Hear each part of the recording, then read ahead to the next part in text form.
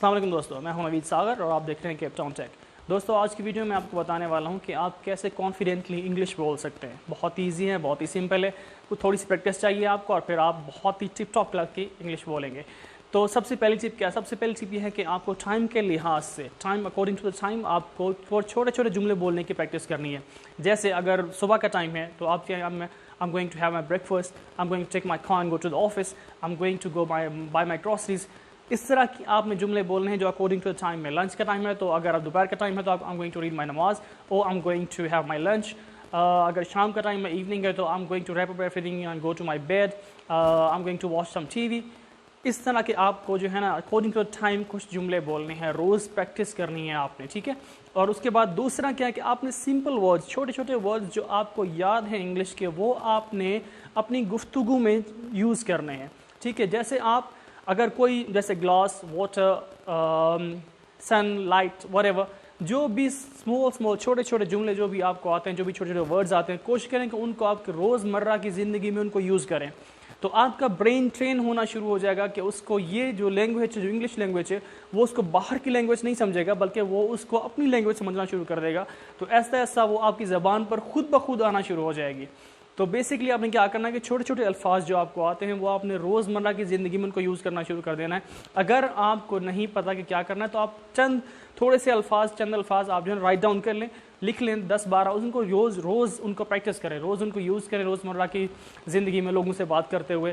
फिर जब वो याद हो जाएं, वो प्रैक्टिस हो जाएं, वो खुद ब खुद आपकी ज़बान पे आने लगे, फिर 10 और लिख लें।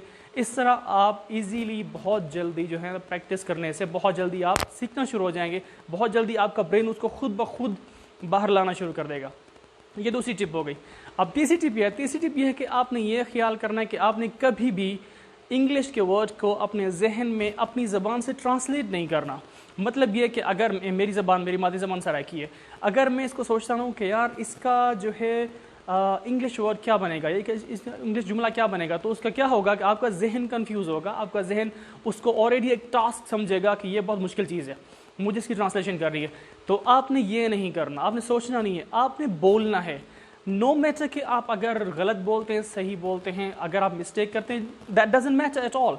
You have to speak, you have to practice. So आपने क्या करना है कि आपको प्रैक्टिस करनी है बार बार। कुछ बार आप गलत बोलेंगे, सही बोलेंगे, तो आपने ये करना है कि आपने कभी भी ये कोशिश नहीं करनी कि आपने उसको ट्रांसलेट करके पहले अपने जहन में फिर लाना है बाहर। आप बोलें, मिस्टेक करें, कोई बात नहीं है, आप दोबारा ठीक करेंगे। Mistake is a way to learn. तो आप जब गलती करेंगे तो आप कुछ सीखेंगे, ठीक है। तो आपने इसको ट्रांसलेट नहीं करना। ये होगी तीसरी बात। चौथी बात ये है कि जो मोस्ट इंपॉर्टेंट है, पाकिस्तान में ये होता है कि लोग ग्रामर के पीछे बहुत भागते हैं कि यार ग्रामर में ये लिखा था तो हमने यूं ही बोलना है। कन्वर्सेशन इंग्लिश जो है वो टोटली डिफरेंट है आपकी ग्रामर लैंग्वेज से।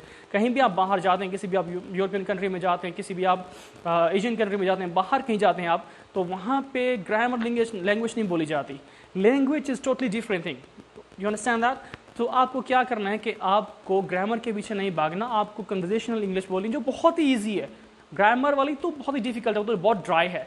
आपको क्या करना है कि आपको बोलने वाली इंग्लिश बोलनी है, रोज़ हल्की से प्रैक्टिस करनी है, बात करनी है। जहाँ पे हैं, ऑफिस में है, बिजनेस में, कहीं भी अगर आप हैं तो आप कोशिश करें कि आप जो आपको आता है उसको रोज़मर्रा में आपने यूज़ करना है, क्योंकि आपका जहन उसको कबूल करता जाएगा। तो क्या करना है, ग्रामर के पीछे नहीं भागना, ठीक है। ये होगी चौथी टिप। अब पांचवी टिप और लास्ट वन, वो ये है कि practice. The more you practice the more you become perfect. वो आपने इंग्लिश में एक वर्डिंग सुनी होगी कि प्रैक्टिस मेक्स परफेक्ट। प्रैक्टिस जो है वो आपको परफेक्ट बनाती है। तो आपको क्या करना है, जो कुछ भी आता है, जितना भी आता है, थोड़ा है, ज़्यादा है, जो कुछ भी है, आपको उसको रोज़ प्रैक्टिस करना है, ठीक है। आपको उसको रोज़ प्रैक्टिस करना है, रोज़ को बोलना है।